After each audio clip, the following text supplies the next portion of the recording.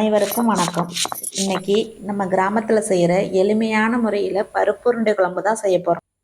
நிறைய பேருக்கு உருண்டை குழம்புல போடும்போது உடஞ்சிரும். அது உடையாமல் எப்படி செய்கிறதுன்னு பார்க்கலாம் வாங்க. இந்த உருண்டை குழம்பு செய்கிறதுக்கு தேவையான பொருளெல்லாம் எடுத்து வச்சுருக்கேன். இதில் கடலப்பருப்பு 1 கப்பு, துவரம்பருப்பு 1 கப்பு, வரமிளகாய் 3, 2 மணி நேரம் ஊற வச்சு எடுத்து வச்சுக்கலாம். ஊற வச்ச பருப்பை முதல்ல மிளகாயும் சோம்பையும் வச்சு கொஞ்சமாக அரைச்சிக்கலாம். அதுக்கப்புறம் கடலப்பருப்பு, துவரம்பருப்பு, ஊறின பருப்பு வச்சு அரைச்சி எடுத்துக்கிட்டு அதுக்கப்புறம் பார்க்கலாம். பருப்பு அரைக்கும் போது அதிகமாக தண்ணி ஊற்றி அரைச்சிடக்கூடாது. தண்ணி அதிகமாக ஆயிடுச்சுன்னா உருண்டை உடஞ்சிரும் குழம்புல போடுறப்ப. பருப்பை ரொம்ப நைஸாகவும் அரைக்கக்கூடாது. கொஞ்சமாக குறப்பாக அரைச்சி எடுத்து வச்சுக்கணும். அது கூட வெட்டி வச்சுருக்க சின்ன வெங்காயம், கொஞ்சமாக திருவுண தேங்காய், கருவேப்பிலை, கொத்தமல்லி சேர்த்து கலந்து உருண்டையாக உருட்டி வச்சுக்கலாம். சின்ன சின்ன உருண்டையெல்லாம். கருவேப்பிலைக்கு பதிலாக கொஞ்சமாக முருங்கைக்கீரை கூட சேர்த்துக்கலாம். அதுவும் நல்லா தான் இருக்கும். வாங்க அடுப்பு பற்ற வச்சுட்டு குழம்பு வைக்க ரெடி பண்ணிடலாம். மண் சட்டி அடுப்பில் வச்சுக்குவோம். சட்டி சூடானதும் எண்ணெய் ஊற்றிக்கலாம். நான் நல்லெண்ணெய் ஊற்றிருக்கேன். உங்களுக்கு எந்த எண்ணெய் பிடிக்குமோ அதை சேர்த்துக்கலாம். கொஞ்சமாக கடுகு 1 டீஸ்பூன், 1 டீஸ்பூன் வெந்தயம் சேர்த்துக்கலாம்.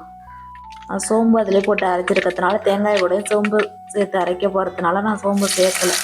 கடுகு வெந்தயம் பொரிஞ்சத்தோட வெட்டி வச்சுருக்க சின்ன வெங்காயத்தை சேர்த்துக்கலாம். அது கூட பூண்டு பல் 10 உரித்து பொடிசாக கட் பண்ணி வச்சுருக்கேன். அதையும் சேர்த்துக்கலாம். பூண்டு சேர்க்கறதுனால இந்த பருப்பு சம்மந்தப்பட்ட வாய்வு பிரச்சனைக்கெல்லாம் கொஞ்சம் தேவலாம். அதுக்காக நான் கண்டிப்பாக பூண்டு சேர்த்துக்கணும். இதில் சின்ன வெங்காயம் போடுறப்ப இதோட டேஸ்ட்டு ரொம்பவே நல்லாயிருக்கும் உருண்டை குழம்புக்கு. அப்படி சின்ன வெங்காயம் இல்லைன்னா நீங்கள் பெரிய வெங்காயம் கூட சேர்த்துக்கலாம். அதனால் ஒரு பிரச்சனையும் இல்லை. நல்லா வதங்கினதுக்கப்புறம் நம்ம தக்காளி சேர்த்துக்கலாம். வெங்காயமும் பூண்டும் நல்லா வதங்கிடுச்சு பாருங்கள். வதங்கினதுக்கு அப்புறம் வெட்டி வச்சுருக்க தக்காளியை சேர்த்துக்கலாம். நல்லா பழுத்த தக்காளி பழம், பெரிய தக்காளி பழமாக ஒன்று எடுத்து வெட்டி வச்சுருக்கேன். அதை கூடவே சேர்த்துக்கலாம். இது கூட பச்சை மிளகாய் 2 சேர்த்துக்கலாம். தக்காளி நல்லா குழையாக வந்து வேகட்டும். தக்காளி வதங்கினதுக்கப்புறம் கருவேப்பிலை கொஞ்சம் சேர்த்துக்கலாம்.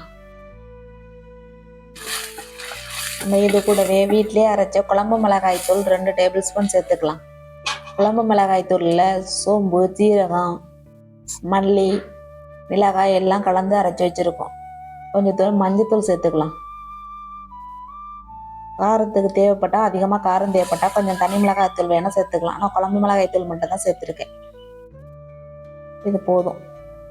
ஒரு எலுமிச்சம்பழம் அளவு உள்ள புளியை எடுத்து நல்லா உப்பு போட்டு கரைச்சி தனியாக எடுத்து வச்சுருக்கேன். புளி தண்ணி இது கூட சேர்த்துக்கலாம். உங்களுக்கு தேவையான அளவுக்கு தண்ணி சேர்த்துக்கலாம். எனக்கு கொஞ்சமாக போதும்னு அதிகமாக தண்ணி சேர்த்துக்கல. உங்களுக்கு தேவையான அளவுக்கு தண்ணி சேர்த்துக்கிட்டு நீங்கள் மூடி வச்சு பச்சை வாசனை போகிற வரைக்கும் கொதிக்க விடலாம். நல்லா மசாலாலாம் பச்சை வாசனை போகட்டும். அதுக்குள்ளார நம்ம தேங்காயும் சோம்பையும் அரைச்சிட்டு வந்துடலாம். நம்ம உருட்டி வச்சுருக்க உருண்டையெல்லாம் நல்லா குழம்பு கொதிக்கிறப்ப தான் போடணும். அப்போ தான் உருண்டை உடையாமல் இருக்கும். சில பேர் ஆவியில் வேக வச்சு கூட சேர்த்துக்குவாங்க. நம்ம நல்லா கொதிக்கிற குழம்புல போட்டோம்னா உடையாது. போட்டு விட்டு உருண்டையெல்லாம் நல்லா போட்டு விட்டு கரண்டி போட்டு கிண்டி விடக்கூடாது. கரண்டி போட்டு கிண்டி விட்டோம்னா உடனே உடஞ்சிரும்.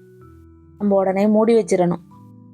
மூடி வச்சுட்டு அதுக்கப்புறம் 5 நிமிஷம் கழிச்சு பார்த்தோம்னா உருண்டை நல்லா வெந்து மேலே வந்துடும். உருண்டையெல்லாம் நல்லா வெந்து மேலே வந்ததுக்கப்புறம் நம்ம அரைச்சி வச்சுருக்க தேங்காயை சேர்த்துக்கலாம். தேங்காய் சேர்த்ததுக்கப்புறம் ரொம்ப நேரம் நம்ம கொதிக்க விட வேண்டியதில்லை. ஒரு 2 நிமிஷத்தில் மேலே கொத்தமல்லி இலை தூவி நம்ம இறக்கிக்கலாம். நீங்களும் வாரத்துக்கு ஒரு தடவை இந்த மாதிரி செஞ்சு சாப்பிடுங்க. இந்த கிராமத்து மணத்தோட மண் சட்டியில் ரொம்ப எளிமையான முறையில் பருப்பு உருண்டை குழம்பு எப்படி செய்கிறதுன்னு தான் பார்த்தோம். இதே மாதிரி இந்த உருண்டையெல்லாம் பாருங்கள் எப்படி பளபளப்பாக இருக்குன்னு. நல்லா வெந்ததுக்கு அப்புறம் இப்படி தான் இருக்கும். நீங்களும் இந்த மாதிரி பருப்பு உருண்டை குழம்பு செஞ்சு பாருங்கள். செஞ்சு பார்த்துட்டு எப்படி இருக்குன்னு கமெண்டில் சொல்லுங்கள்.